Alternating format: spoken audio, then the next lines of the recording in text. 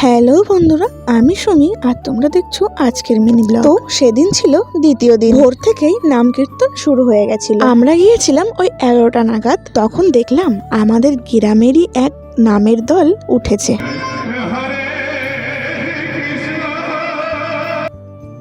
একটু সময় যেতে দেখলাম একটা বোন চন্দনে তিলক দিতে এসেছে। তিলক বিনা সবই বৃথা। তিলক লাগানোর পর মুখটা যেন আরো বেশি সুন্দর লাগছিল। তারপর মহাপ্রভুর প্রসাদ দিতে এলো। তো কিছু সময় কীর্তন শোনার পর অন্ন প্রসাদ পেতে এলাম। অন্ন গ্রহণ করার পর আবারও কীর্তন শুনতে বসে গেলাম। দেখলাম নতুন আরেকটা কীর্তনের দল উঠেছে, আর তার মধ্যে একটা বাচ্চা মেয়ে নাচ করছে। কীর্তনের তালে তালে মনটা মধুময় হয়ে গেল।